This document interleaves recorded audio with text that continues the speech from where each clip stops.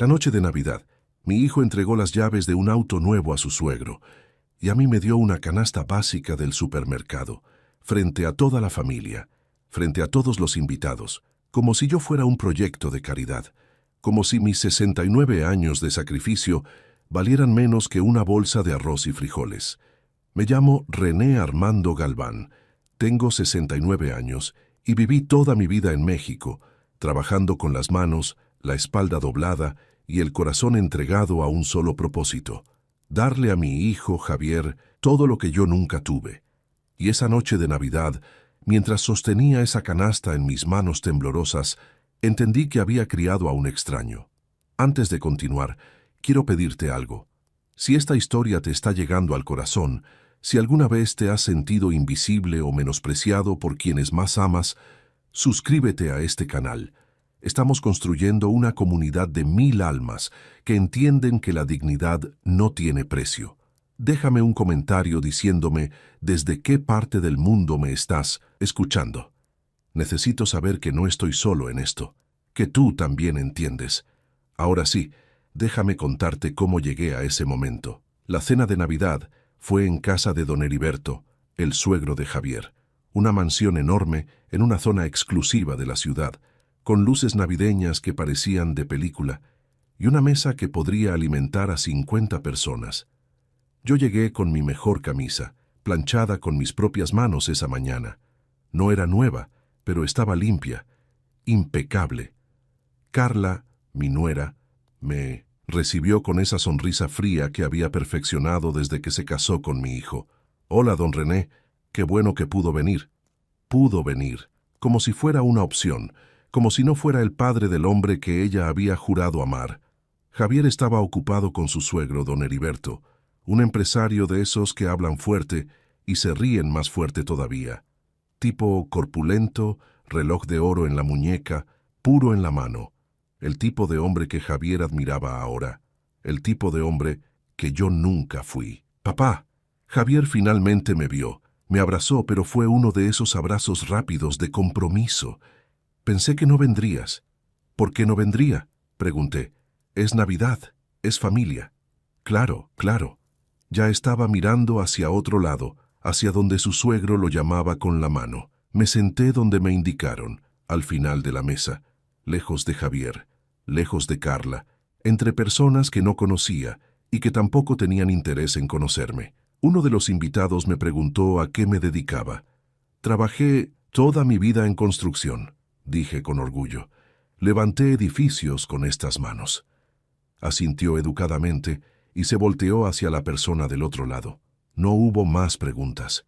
La cena transcurrió entre risas que yo no compartía y conversaciones sobre inversiones, viajes a Europa, autos importados. Don Heriberto contaba anécdotas de sus negocios. Javier lo escuchaba embobado, asintiendo, riendo en los momentos exactos. Yo comía en silencio, sintiendo cada bocado como piedra en el estómago. Después de la cena llegó el momento de los regalos. Don Heriberto fue el primero en entregar el suyo, un reloj carísimo para Javier. «Para mi yerno favorito», dijo con esa voz de trueno. Todos aplaudieron.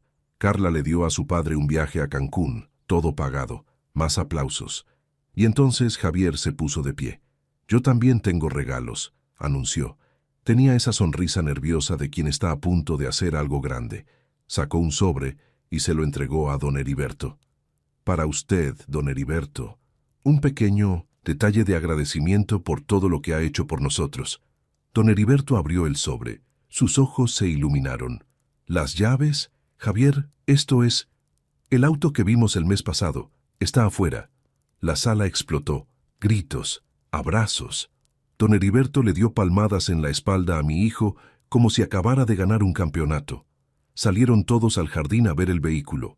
Una camioneta 4x4, negra, reluciente, de esas que cuestan lo que yo ganaba en 5 años. Yo me quedé sentado. Cuando volvieron eufóricos todavía, Javier me miró. «Ah, papá, también tengo algo para ti». Se acercó y me entregó una bolsa de supermercado. No era una bolsa de regalo. Era una bolsa de plástico del supermercado, de esas que te dan cuando compras despensa. La abrí despacio. Adentro había arroz, frijoles, aceite, una lata de atún, papel higiénico, una canasta básica. «Sé que a veces las cosas están difíciles, papá», dijo Javier delante de todos. «Pensé que esto te ayudaría». El silencio duró apenas un segundo antes de que alguien tosiera incómodo. Carla miraba al suelo. Don Heriberto carraspeó y dijo: «¡Qué detalle tan práctico!». Práctico. Alcé la vista. Miré a mi hijo. Busqué en sus ojos algún rastro del niño que abracé cuando lloraba por las noches extrañando a su madre. El niño que me prometió que siempre estaríamos juntos. No lo encontré. «Gracias, hijo», dije. Me puse de pie, sostuve esa bolsa con toda la dignidad que me quedaba y salí de esa casa sin mirar atrás. Nadie me detuvo. Para entender el dolor de esa noche, necesitas conocer la historia completa. Necesitas saber quién fui antes de convertirme en el hombre invisible al final de la mesa. Conocí a Beatriz cuando tenía 23 años. Ella trabajaba en una panadería del barrio y yo pasaba todas las mañanas camino a la obra solo para comprar pan. Tardé 3 meses en atreverme a invitarla a salir. Cuando finalmente dije que sí, sentí que había ganado la lotería. Nos casamos un año después en una ceremonia sencilla. No teníamos dinero para lujos, pero teníamos algo mejor, un proyecto de vida compartido. Beatriz soñaba con tener una casa propia, pequeña pero nuestra. Yo soñaba con darle esa casa y mucho más.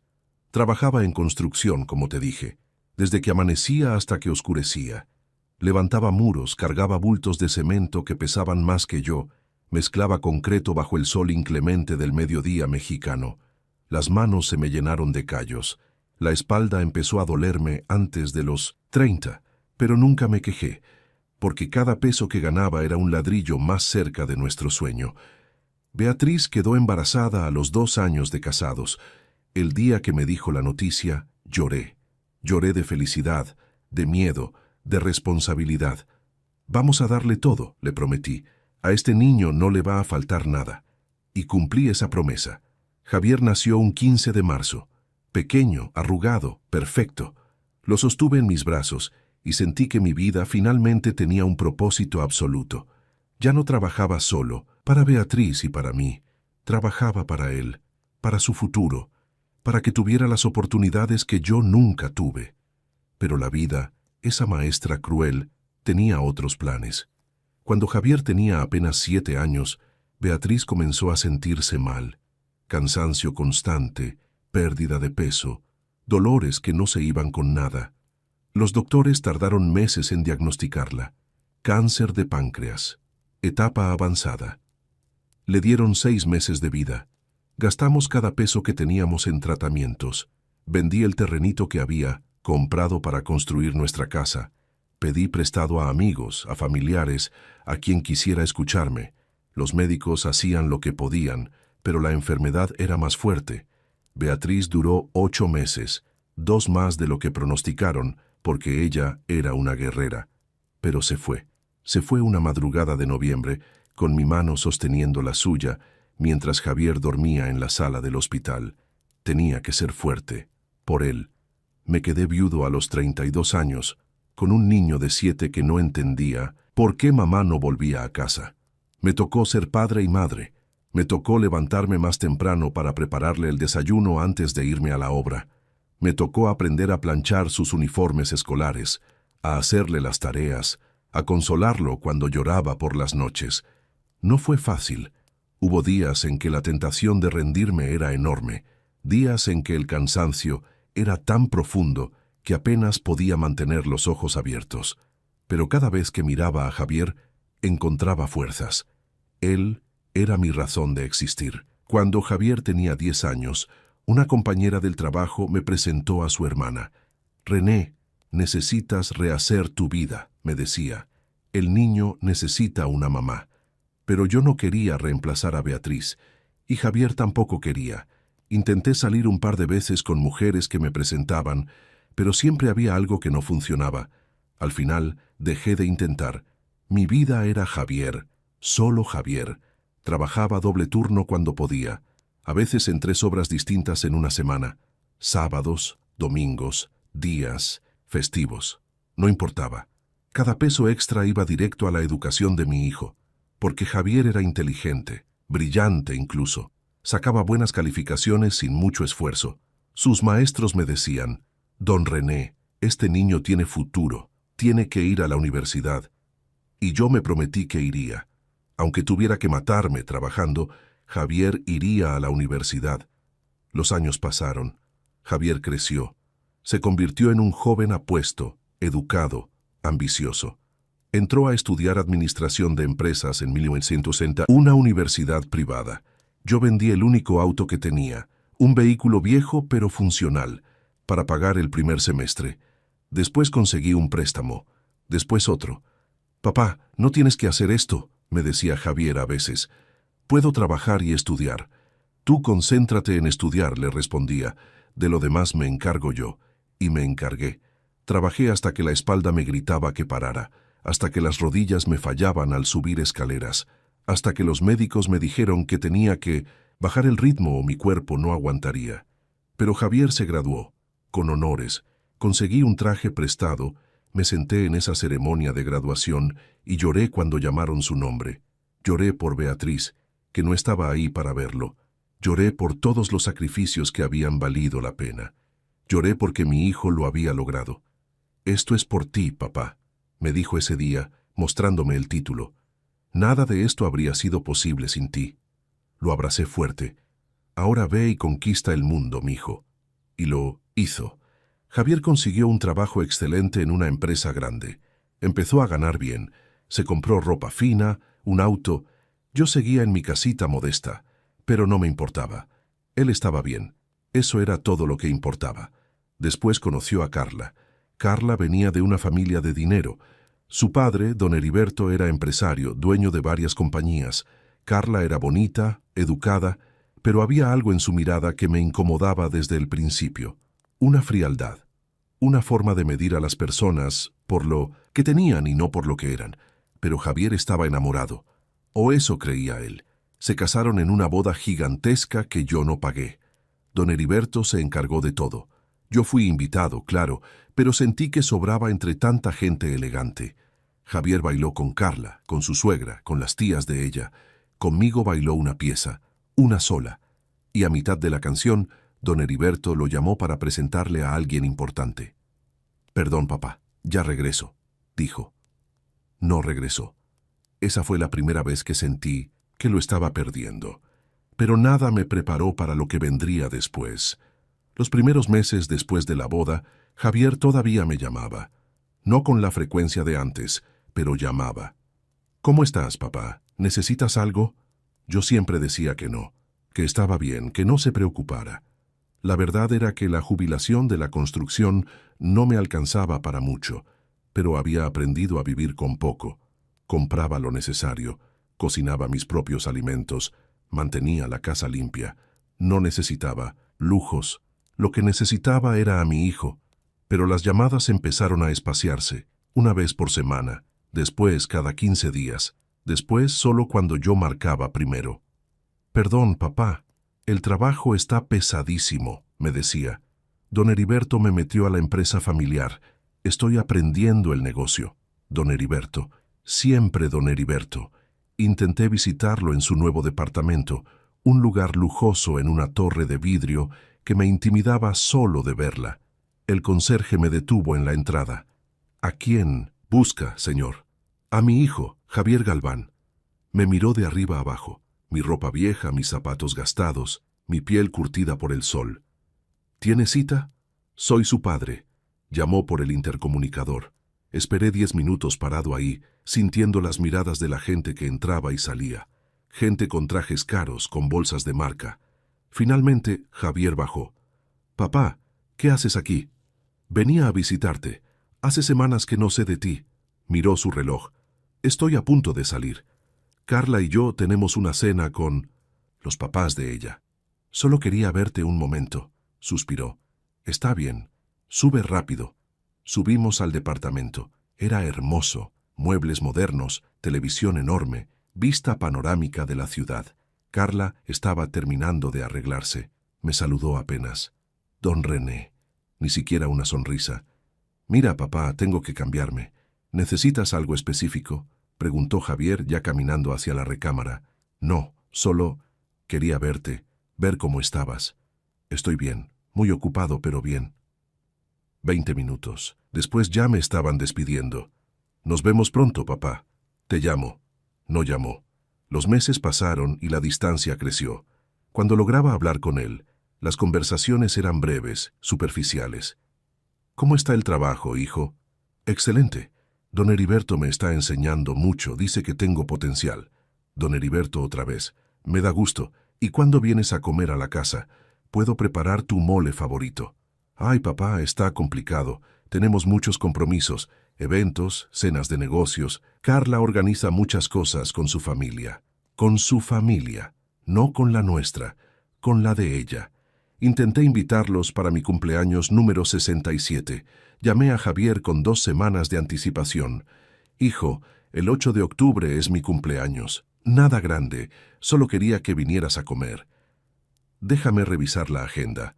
Revisó. Tenían un cóctel con socios de don Heriberto. Lo siento, papá. Es importante para el negocio. Entiendo. Pasé mi cumpleaños solo. Compré un pastelito pequeño en la panadería, me serví un pedazo y canté las mañanitas yo mismo. Suena patético, lo sé. Pero era eso o llorar.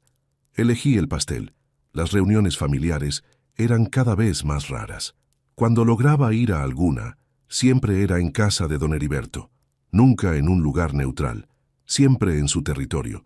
Y en esas reuniones yo era el fantasma. Javier se sentaba al lado de su suegro. Hablaban de negocios, de inversiones, de propiedades. Don Heriberto le daba consejos, le contaba anécdotas de sus éxitos empresariales. Javier lo escuchaba con una admiración que antes había sido solo para mí. Yo intentaba participar en las conversaciones. Cuando yo trabajaba en la construcción del hospital nuevo, ¡ay, don René!, me interrumpía Carla con esa sonrisa condescendiente. Esas historias son tan pintorescas, como si mi vida fuera un cuento folclórico, como si los años que pasé cargando bultos de cemento fueran entretenimiento para sobremesa. Javier no me defendía, solo bajaba la mirada y cambiaba de tema. La Navidad anterior a la del auto había sido la primera señal clara. Don Heriberto regaló a Javier un Rolex, original, carísimo. Javier no cabía de felicidad. Yo le había comprado una cartera de piel, de buena calidad. No era de marca, pero era bonita, útil. La abrió rápido, dijo, «Gracias, papá, está linda», y la dejó sobre una mesa. Nunca lo vi usarla. En esa misma Navidad, don Heriberto brindó. «Por la familia», dijo, levantando su copa. «Por mi yerno, que es como el hijo que nunca tuve». Todos brindaron.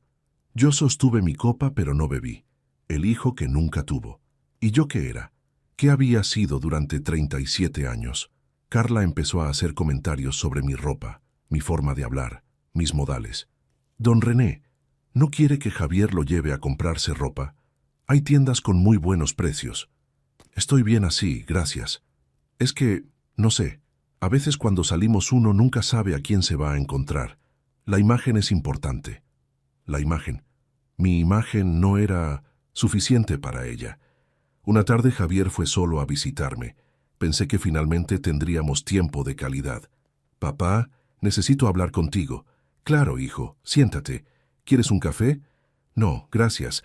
Mira, Carla y yo estábamos pensando, tu casa está muy vieja. ¿No has pensado en mudarte a algo más pequeño?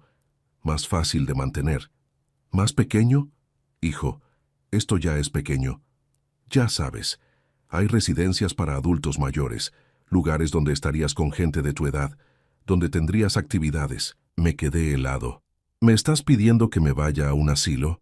«No es un asilo, papá, son residencias muy bonitas, con enfermeras, comida incluida. No necesito enfermeras, no necesito que me den de comer. Puedo cuidarme solo. Es solo una sugerencia». Una sugerencia. Mi hijo me estaba sugiriendo que me apartara más todavía. «Prefiero quedarme aquí», dije firmemente. «Esta es mi casa. Aquí creciste tú. Aquí están los recuerdos de tu madre». Javier suspiró. «Está bien, papá, como quieras». Se fue a los 20 minutos. Los desprecios se volvieron costumbre. las llamadas que nunca llegaban, las promesas de visitarme que nunca se cumplían, las reuniones familiares donde yo era decoración. Y así llegamos a esa Navidad, la Navidad del auto nuevo y la canasta básica, la Navidad donde entendí que había perdido a mi hijo hacía mucho tiempo, pero me había negado a aceptarlo. Hasta esa noche. Déjame contarte con más detalle lo que pasó esa noche, porque el dolor no estuvo solo en el regalo, estuvo en cada gesto, en cada palabra, en cada mirada que confirmó lo que yo ya sabía, pero me negaba a aceptar. Llegué a la mansión de don Heriberto a las 7 de la noche. Tomé 2 camiones para llegar porque ya no tenía auto.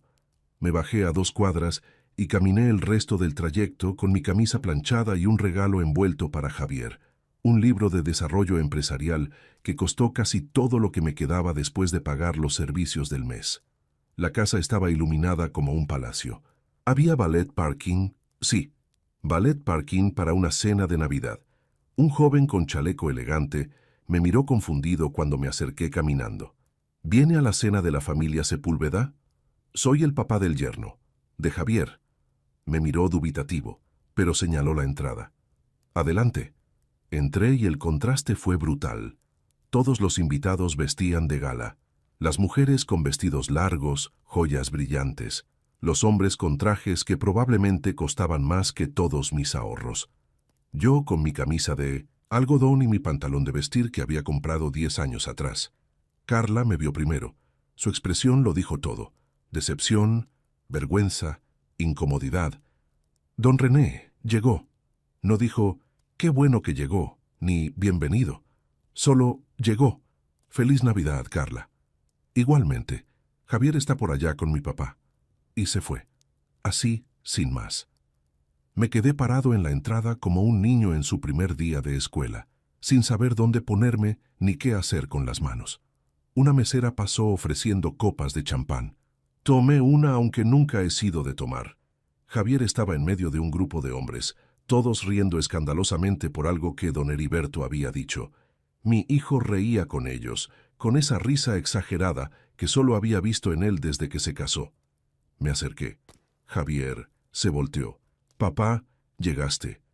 Me dio un abrazo rápido, de esos que se dan en automático. ¿Conoces a los socios de don Heriberto?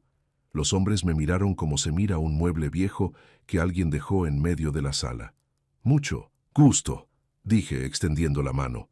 Algunos la estrecharon sin ganas, otros solo asintieron. René es mi padre, explicó Javier, con un tono que no supe si era de orgullo o de justificación. Ah, excelente, dijo uno de los socios, sin ningún interés real. Don Heriberto nos estaba contando de la expansión a Monterrey, y siguieron con su conversación como si yo no existiera. Javier me miró. Papá, ¿por qué no vas tomando asiento? Ya casi vamos a cenar. Me señaló hacia la mesa. Me sentí tan despedido. Caminé solo hasta el comedor. La mesa era impresionante. Mantel blanco impoluto, platos de porcelana fina, copas de cristal que reflejaban las luces del candelabro. Había tarjetas con nombres indicando dónde debía sentarse cada quien. Busqué la mía. Estaba hasta el final, en la esquina más alejada de la cabecera, entre 2 sillas vacías. Después me enteraría que esas sillas eran para 2 invitados que cancelaron a última hora. Nadie se sentó a mi lado en toda la noche. La cena comenzó. Don Heriberto, desde la cabecera, dio un discurso sobre la familia, el éxito, la unión. Habló de Carla como su princesa. Habló de Javier como su sucesor natural en los negocios. Habló de los logros del año. No me mencionó una sola vez. Los platillos fueron llegando. Entrada, sopa, plato fuerte. Todo delicioso, supongo. Pero yo no podía saborear nada. Cada bocado era un esfuerzo contra el nudo en la garganta. La mujer diagonal a mí intentó ser amable. ¿Y usted a qué se dedica? Estoy jubilado. Trabajé en construcción toda mi vida. Ah, qué interesante. Y volteó hacia el otro lado inmediatamente. Después de la cena, todos pasamos a la sala. Había un árbol de Navidad gigantesco, decorado profesionalmente, con decenas de regalos debajo. Don Heriberto organizó el intercambio como si fuera el director de una ceremonia. Vamos por turnos, para que todos podamos apreciar cada detalle. Empezaron los regalos. Carla le dio a su madre un juego de joyas. Su madre lloró de emoción. Un Sinum. Tío le regaló a otro tío algo de tecnología que yo ni siquiera entendí qué era. Una prima le dio a don Heriberto una botella de whisky añejo. Cada regalo era más caro que el anterior. Yo sostuve mi paquetito envuelto en papel sencillo y me sentí ridículo. Entonces Javier se puso de pie. Tenía esa sonrisa nerviosa que solo yo conocía, la que ponía cuando estaba a punto de hacer algo importante y quería impresionar. «Yo tengo 2 regalos especiales esta noche», anunció. Todos se callaron, expectantes. Sacó un sobre dorado. «Don Heriberto, usted ha sido más que un suegro para mí. Ha sido un mentor, un guía, casi un segundo padre. Casi un segundo padre». Esas palabras me atravesaron como cuchillos. Don Heriberto abrió el sobre con esa parsimonia de quien está acostumbrado a recibir cosas caras. Sacó unas llaves, las miró.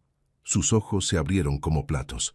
«Javier, esto es la 4x4 que vimos en el concesionario. Está afuera. Es suya». El lugar explotó. Gritos, aplausos. La familia entera se amontonó para abrazar a Javier, para felicitar a don Heriberto. Salieron todos en estampida al jardín a ver el vehículo. Yo me quedé sentado. Desde afuera llegaban los gritos de emoción. «Es hermosa. Mira el interior. Javier, te pasaste». Regresaron minutos después, todavía eufóricos. Don Heriberto abrazó a Javier como si fuera realmente su hijo. «Eres el mejor yerno que pude pedir». Carla también abrazó a Javier, orgullosa. Los socios de negocios le daban palmadas en la espalda. «Así se hace, muchacho, familia es familia». La euforia duró varios minutos. Yo seguía sentado, invisible, sosteniendo mi regalo para Javier en las piernas. Finalmente, cuando todos volvieron a sus lugares, alguien preguntó: «¿Ya terminaron los regalos?». Javier pareció recordar algo. Me miró. «Ah, no. Papá, también tengo algo para ti». Se acercó. Todos lo miraban. Yo también lo miraba, con una esperanza patética de que tal vez, solo tal vez, también había pensado en mí con cariño. Desapareció un momento en la cocina y regresó con una bolsa de plástico. Una bolsa del supermercado, de esas que dan cuando compras despensa. Me la extendió. La tomé, confundido. La abrí. Arroz, frijoles, aceite, atún enlatado, papel higiénico, una canasta básica. Miré el contenido. Después miré a Javier. Esperé a que dijera que era una broma, que el regalo real venía después. No vino. «Sé que a veces las cosas están difíciles, papá», dijo en voz alta, para que todos escucharan. «Pensé que esto te ayudaría con la despensa del mes». La sala quedó en silencio. Un silencio espeso, incómodo, que duró apenas segundos, pero se sintió eterno. Alguien tosió. Otro carraspeó. Carla miraba sus uñas como si fueran lo más interesante del mundo. Don Heriberto, con esa habilidad que tienen las personas de dinero para disfrazar la incomodidad, dijo: «Qué detalle tan práctico. Siempre es bueno pensar en lo esencial». Práctico, esencial. Un auto de lujo versus una bolsa de arroz y frijoles. Esa era la medida de nuestro valor. Sentí que todos me miraban con lástima, o peor, con pena ajena, el viejo pobre que necesitaba caridad, el padre que había quedado atrás mientras su hijo ascendía. Alcé la vista hacia Javier. Busqué en sus ojos algo, lo que fuera: culpa, vergüenza, conciencia de lo que acababa de hacer. Solo vi indiferencia, y algo peor, la necesidad de aprobación. No miraba hacia mí, miraba hacia don Heriberto, esperando validación. «Gracias, hijo», dije finalmente. Mi voz salió más firme de lo que esperaba. Me puse de pie con la bolsa en la mano. Mi pequeño regalo para él seguía sobre la silla. «¿Ya te vas, papá?», preguntó Javier, casi con alivio. «Sí, tengo que tomar el camión. Ya sabes cómo se pone el transporte en Navidad». «Ah, claro. ¿Quieres que te pida un taxi?». «No hace falta». Carla ya estaba volteando hacia otro invitado, lista para cambiar de tema. Don Heriberto encendió un puro. La crisis superada. Caminé hacia la salida. Nadie me acompañó. Nadie se despidió, realmente. En la puerta, la misma mesera que me había ofrecido champán me vio con la bolsa del supermercado. Desvió la mirada rápidamente, avergonzada por mí. Salí a la calle. El aire frío de diciembre me golpeó la cara. A lo lejos escuchaba risas y música navideña saliendo de la casa. Caminé las 2 cuadras hasta la parada del camión con esa bolsa de plástico en la mano. Un auto lujoso pasó a mi lado a toda velocidad, probablemente algún invitado llegando tarde a alguna otra fiesta elegante. En la parada había otras 3 personas esperando. Una señora mayor, un joven con uniforme de trabajo, un hombre con pintura en la ropa, gente como yo, gente que trabajaba con las manos, gente invisible para personas como don Heriberto. El camión llegó 20 minutos después.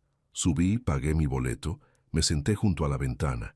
Y ahí, mientras el camión avanzaba por calles iluminadas con luces navideñas, mientras familias cenaban juntas detrás de las ventanas que pasaban, solté las lágrimas que había contenido toda la noche. No lloré por el regalo, lloré por lo que representaba. Lloré porque mi hijo me había cambiado por un suegro rico. Lloré porque 37 años de sacrificio habían sido reducidos a una bolsa de arroz. Lloré porque la persona que más amé en este mundo me había humillado públicamente y ni siquiera se había dado cuenta. O peor, sí se había dado cuenta y no le importó. Llegué a mi casa pasadas las 11 de la noche. Entré, dejé la bolsa sobre la mesa de la cocina y me senté en la oscuridad. No encendí el árbol navideño que había puesto con la esperanza de que Javier viniera a visitarme.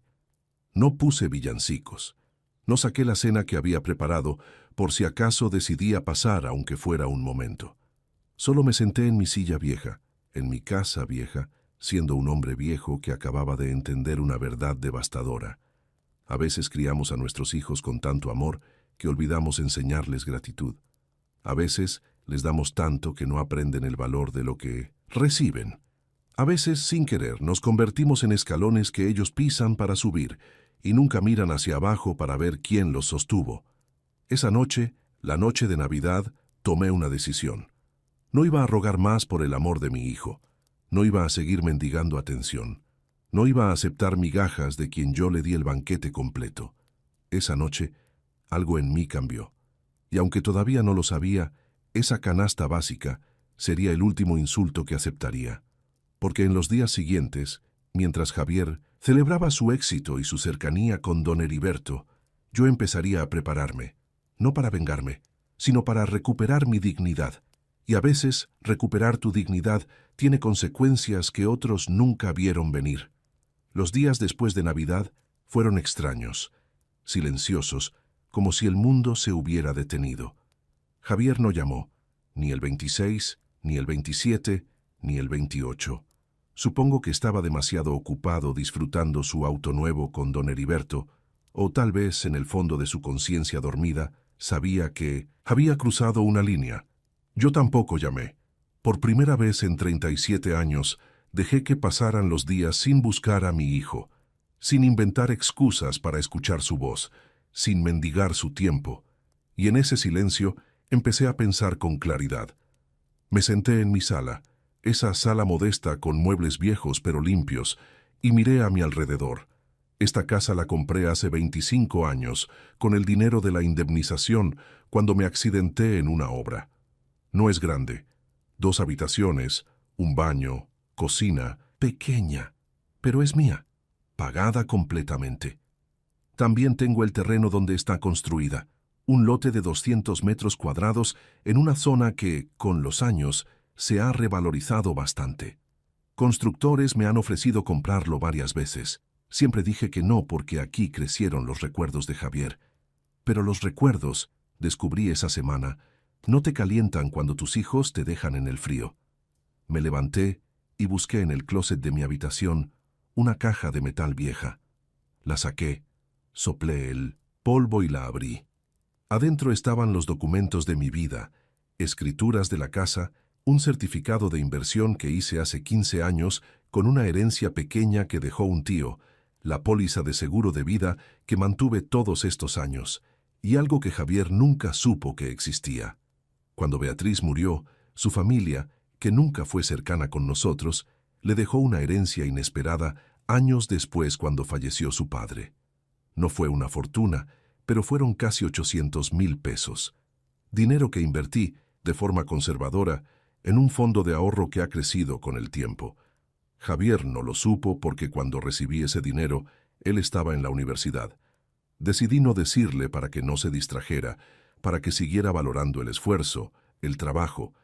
Pensé en dárselo cuando se casara como un regalo para su futuro, pero después del matrimonio con Carla, algo me detuvo. Una voz interna que me dijo, «Espera, todavía no». Ahora entendía por qué. Saqué mi libreta de ahorro. Con la inversión de 1900 Beatriz y mis propios ahorros de toda una vida viviendo con lo mínimo, tenía acumulados cerca de 1,200,000 pesos. No era riqueza para gente como don Heriberto, pero para mí, para un hombre de construcción que ganaba por jornal, era el resultado de décadas de sacrificio y disciplina. Dinero que Javier no sabía que existía. Dinero que él probablemente pensaba que yo no tenía porque siempre me vio como el pobre. El que necesitaba canastas básicas. Me senté con esos documentos toda la tarde. Y mientras el sol se ponía, tomé decisiones. Primero, no le diría nada a Javier sobre el dinero. Si algún día preguntaba por herencia, y algo me decía que lo haría no por amor, sino por conveniencia, se llevaría una sorpresa. Segundo, usaría ese dinero para algo significativo. No para mí, no para lujos, para algo que realmente importara. Tercero, viviría el tiempo que me quedaba con dignidad, sin rogar, sin mendigar afecto. Al día siguiente, salí temprano. Fui al centro comunitario del Minnesota barrio, ese lugar donde siempre hacen colectas para familias necesitadas. Hablé con la coordinadora, una mujer llamada Lucía, que lleva años ayudando a la comunidad. Don René, qué sorpresa verlo por aquí. Lucía, quiero hacer una donación para las familias que más lo necesiten. Sus ojos se iluminaron. Cualquier ayuda es bienvenida, don René. ¿Cuánto estaba pensando? 100,000 pesos. Se quedó boquiabierta. ¿Perdón? 100,000 pesos. Para que se repartan entre las familias con niños, los ancianos solos, la gente que realmente está pasando hambre. Don René, yo no sé qué decir. ¿Está seguro? Nunca he estado más seguro de algo en mi vida. Hicimos el trámite esa misma semana. 100,000 pesos que ayudarían a docenas de familias. Dinero que haría una diferencia real en vidas reales. Dinero que mi hijo pensaba que yo no tenía. También fui con un notario. Pedí actualizar mi testamento. El anterior dejaba todo a Javier, naturalmente. Era mi único hijo. Don René, ¿qué cambios desea hacer?, preguntó el licenciado. Quiero que el 60% de mis bienes vaya a organizaciones de beneficencia. El centro comunitario, el asilo de ancianos de la zona, la escuela pública del barrio. ¿Y el otro 40%? Ese puede ir a mi hijo, si es que para entonces le importa. El notario no hizo preguntas. Redactó el documento nuevo. Lo firmé con mano firme. Cuando salí de esa oficina, sentí algo que no había sentido en meses. Paz. Los días pasaron. Año Nuevo llegó y se fue. Javier no llamó ni para eso. Yo lo pasé en casa, viendo los fuegos artificiales desde mi ventana, con un plato de uvas y una tranquilidad nueva. Empecé a salir más. Caminaba por el parque cada mañana. Conocí a otros señores de mi edad. Jugábamos dominó los jueves. Hablábamos de nuestras vidas, nuestros hijos, nuestros dolores. Me di cuenta de que no estaba solo en esto, que había muchos padres que habían dado todo y recibían migajas, que mi historia no era única, pero mi respuesta sí podía serlo. Una tarde en el parque conocí a Estela. Estela era una mujer de 65 años, viuda como yo, que venía a caminar todas las mañanas. Nos saludábamos siempre. Un día se sentó en la misma banca. ¿Le molesta la compañía?, preguntó. Para nada. Empezamos a platicar. Me contó de su vida. Había sido maestra toda su vida. Tenía 2 hijas que vivían en Estados Unidos y casi no la visitaban. Entendía mi dolor perfectamente. A veces uno cría hijos para que se vayan, me dijo. Y está bien que vuelen. El problema es cuando vuelan y olvidan de dónde salieron. Tenía razón. Estela y yo empezamos a caminar juntos cada mañana. No era romance, era compañía. Era recordar que seguía siendo una persona completa, con valor, con historias que contar, con vida todavía por vivir. Pasaron 2 semanas desde Navidad. Yo estaba diferente, más ligero, como si me hubiera quitado un peso que llevaba años cargando. Pinté la sala de la casa, reparé la puerta que llevaba meses rechinando, compré plantas para el patio. Pequeñas cosas que antes no hacía porque ¿para qué si nadie viene a visitarme? Ahora lo hacía para mí. También empecé a planear algo más grande. Con el dinero que me quedaba, después de las donaciones, pensé en hacer algo que siempre quise: viajar, nada lujoso, conocer las playas de Oaxaca que Beatriz siempre soñó con visitar, ir a Guanajuato a ver las calles coloniales, vivir un poco antes de que fuera demasiado tarde. Estela me animaba. Hágalo, don René. La vida no espera. Era mediados de enero cuando Estela me invitó a una cena en su casa. Nada formal, solo ella, su hermana y yo. Fue agradable, sencillo. Me reí genuinamente por primera vez en meses. Esa noche, mientras volvía a casa caminando bajo el cielo estrellado, pensé: esto es vivir, esto es tener dignidad. No necesitaba la aprobación de Javier, no necesitaba las migajas de su tiempo. Me tenía a mí, y eso empezaba a ser suficiente. Pero el universo, ese contador de historias impredecible, estaba preparando un giro que yo no esperaba.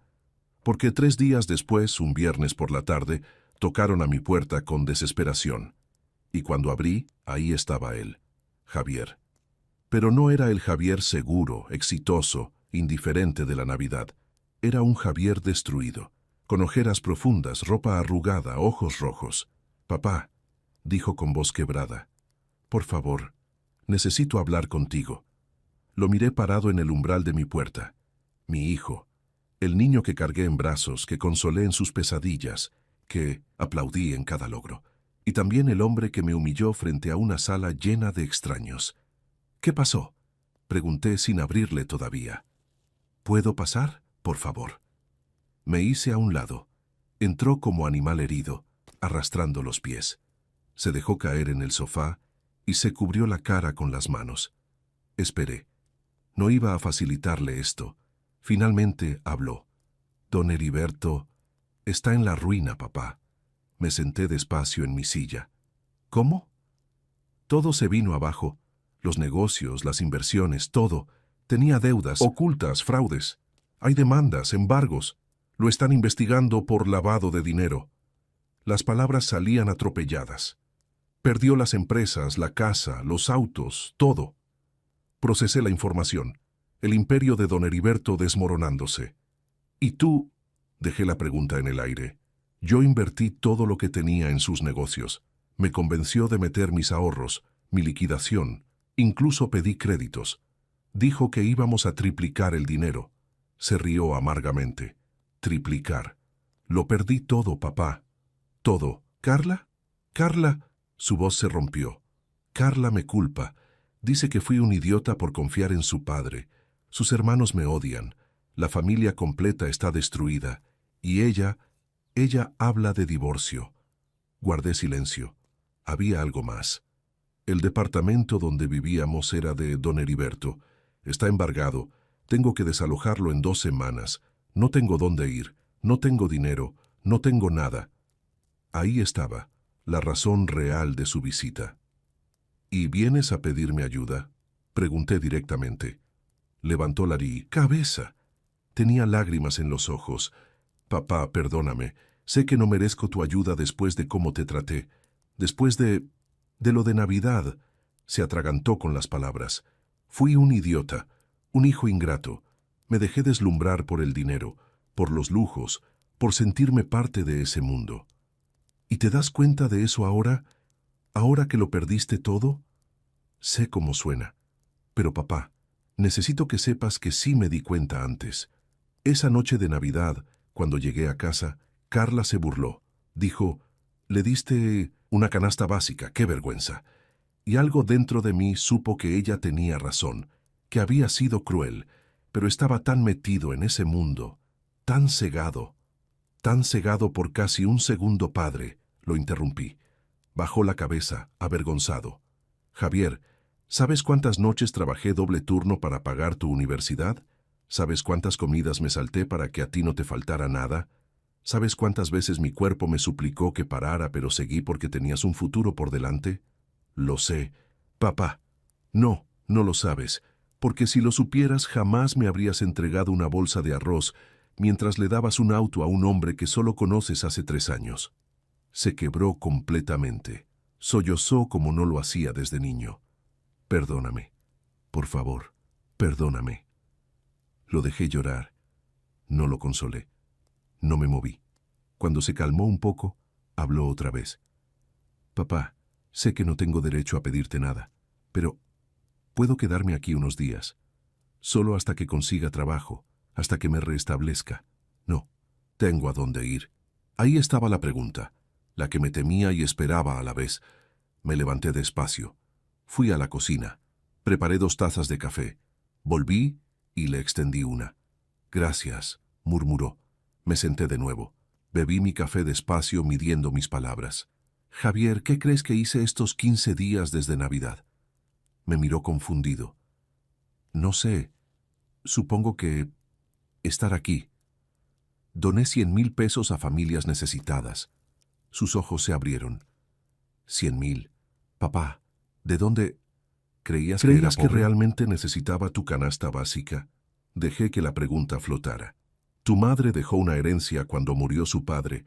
Yo la invertí. También ahorré durante 30 años viviendo con lo mínimo.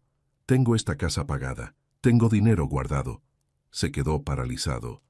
¿Por qué nunca dijiste nada? Porque quería que valoraras el trabajo, el esfuerzo, que no te volvieras uno de esos hijos que solo esperan la herencia. Pero ahora veo que eso no importó. Te deslumbraste igual con el dinero ajeno. Papá, déjame terminar. También cambié mi testamento. El 60% de todo lo que tengo irá a organizaciones de caridad. El 40% restante era para ti. Era. ¿Era? Todavía no he decidido si dejártelo. Porque necesito saber algo, Javier. ¿Viniste aquí porque realmente te arrepientes o porque necesitas mi dinero? Vine porque eres mi padre, porque te extraño, porque estos días me di cuenta de que lo único real que tenía en mi vida eras tú, y lo eché a perder. Bonitas palabras, pero las palabras son fáciles cuando estás desesperado. Se puso de pie. ¿Qué quieres que haga? ¿Qué te demuestre? Dime, lo que sea. Lo miré largo rato. Este era el momento donde podía vengarme, humillarlo, devolverle el dolor, donde podía decirle que no, que se buscara la vida como yo me la busqué siempre. Pero entonces recordé algo que Beatriz me dijo una vez, cuando Javier era pequeño y había roto algo de valor. Los hijos cometen errores, René. Nuestra labor no es castigarlos eternamente, es enseñarles. Suspiré profundo. Puedes quedarte, dije finalmente. ¿En serio? Pero con condiciones. 1. Buscarás trabajo inmediatamente. Cualquier trabajo. No me importa si es en construcción, en un supermercado, en lo que sea. Aprenderás lo que es ganarse la vida desde abajo. 2. Pagarás renta. No mucho, pero pagarás, porque nada en esta vida es gratis. 3. Irás conmigo al centro comunitario a ayudar como voluntario. Verás a la gente que realmente necesita, no a los que solo pretenden necesitar. Asentía a todo desesperado. Sí, lo que digas. Y 4. Cuando salgas de esto, cuando te reestablezcas, no quiero tu dinero. Quiero tu tiempo. Quiero almuerzos. Quiero conversaciones. Quiero que me trates como tu padre y no como un trámite. Te lo prometo.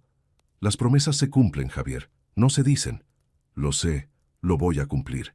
Lo miré a los ojos, buscando sinceridad, buscando a mi hijo verdadero debajo de todo el dolor y la desesperación. Lo encontré, o tal vez solo quise encontrarlo. Está bien, la habitación de huéspedes es tuya, pero mañana empiezas a buscar trabajo. Se levantó y me abrazó, un abrazo real esta vez, de los que duran, de los que significan. Gracias, papá, no te voy a fallar. Eso espero.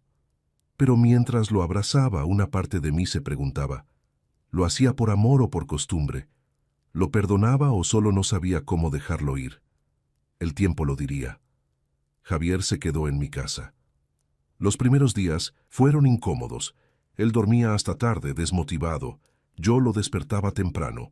El trabajo no llega solo, le decía. Salía a buscar empleo, volvía frustrado. Nadie contrata. Piden experiencia en cosas que no tengo. Entonces busca donde no pidan experiencia. ¿Dónde, papá? No voy a trabajar en construcción. Ahí estaba. El desprecio otra vez. Pequeño, pero presente. Yo trabajé en construcción 30 años y te di una carrera universitaria. ¿Hay algo malo con ese trabajo? Se dio cuenta de lo que había dicho. No, perdón, no quise decir eso. Pero lo dijiste. Le tomó una semana encontrar trabajo como gerente de turno en una tienda de autoservicio. El sueldo era una fracción de lo que ganaba antes. Lo aceptó. Cuando me contó, esperé que se quejara. No lo hizo. Es un comienzo, dijo simplemente. Empezó a trabajar. Turnos largos. Llegaba cansado, con los pies adoloridos de estar parado todo el día. Una noche, mientras cenábamos, dijo: «Ahora entiendo por qué llegabas tan cansado de la obra». Lo miré. «¿Ah, sí?» Cuando trabajas con el cuerpo, cuando no paras en todo el día, es diferente al cansancio de oficina. Es más profundo. Era un inicio. Pequeño, pero un inicio. También empezó a acompañarme al centro comunitario. Al principio iba con desgano por cumplir, pero algo cambió cuando conoció a don Tomás, un señor de 80 años que vivía solo porque sus hijos lo abandonaron. Se fueron a la capital, nos contó don Tomás. Dijeron que volverían. Eso fue hace 5 años. Vi algo en la cara de Javier. Reconocimiento, dolor. Empezó a visitar a don Tomás regularmente. Le llevaba comida, hablaban, jugaban cartas. «Es como estar contigo, papá», me dijo una vez, pero viendo las cosas desde afuera. Pasaron 2 meses. Carla finalmente pidió el divorcio. Javier lo tomó con una calma que no esperaba. «Era inevitable», dijo. «Ella nunca me amó a mí. Amó lo que yo representaba, y cuando eso se acabó, yo dejé de existir para ella». «¿Y tú? ¿La amabas?» Pensó largo rato. «No. Creo que amaba la idea de pertenecer a su mundo, de ser alguien importante, pero no a ella». Era la primera vez que se mostraba tan honesto. Una tarde llegué a casa y encontré a Javier pintando la cerca. No se lo había pedido, simplemente lo estaba haciendo. «Se veía fea», dijo cuando me vio. Pensé en arreglarla. Algo dentro de mí se ablandó, pero todavía había una prueba final. 3 meses después de su llegada, Javier consiguió una oferta de trabajo mejor. Una empresa en Monterrey, buen sueldo, oportunidad de crecer. «Es una gran oportunidad, papá». «Lo sé, pero…», vaciló. «Si acepto, me tendría que ir de aquí, y no sé si quiero, no sé si quiero dejarte solo otra vez». Ahí estaba, el momento decisivo. «Javier, no puedes quedarte por culpa, ni por obligación». «No es culpa, es que finalmente entendí algo. Durante años perseguí el éxito, el dinero, la imagen, y lo conseguí todo, pero nunca fui feliz. Estos 3 meses, viviendo sencillo, trabajando duro, estando cerca de ti, he sido más feliz que en todos esos años de lujos. Entonces, ¿qué vas a hacer?» «Voy a rechazar la oferta. Voy a quedarme aquí. Voy a seguir construyendo esta vida, pero solo si tú me lo permites». Lo miré. Mi hijo. Realmente mirándolo por primera vez en años. «Está bien», dije, «pero prométeme algo». «Lo que sea. Prométeme que si algún día me vuelvo una carga, si empiezo a estorbar en tu vida, me lo dirás. No quiero ser un peso». Se le llenaron los ojos de lágrimas. «Papá, nunca fuiste un peso. Yo fui el ciego que no lo vio». Nos abrazamos. Y esta vez en ese abrazo sentí a mi hijo, al verdadero, no al que se perdió en el dinero, al que finalmente había vuelto a casa. Han pasado 2 años desde aquella Navidad. Javier vive en su propio departamento ahora, pequeño pero digno. Trabaja como administrador en una empresa local. No es rico, pero vive bien. Nos vemos 3 veces por semana. Comemos juntos. Hablamos. Reímos. Estela, mi amiga del parque, se volvió algo más. No nos casamos, pero compartimos la vida. Viajamos a Oaxaca el año pasado, tal como Beatriz soñó. Don Heriberto perdió todo, está en juicio todavía. Carla se casó con un empresario de Guadalajara. Javier no los extraña. Y yo aprendí algo fundamental. La dignidad no se negocia. El amor no se mendiga. Y a veces, la mejor lección que puedes dar a tus hijos es enseñarles que tu valor no depende de ellos. Javier aprendió. A tiempo. No todos tienen esa suerte. Si esta historia te llegó al corazón, si alguna vez fuiste Javier o fuiste René, recuerda, nunca es tarde para rectificar, nunca es tarde para valorar y nunca es tarde para recuperar tu dignidad, porque al final, lo único que verdaderamente poseemos es quienes somos cuando nadie nos ve, y eso nadie puede quitárnoslo.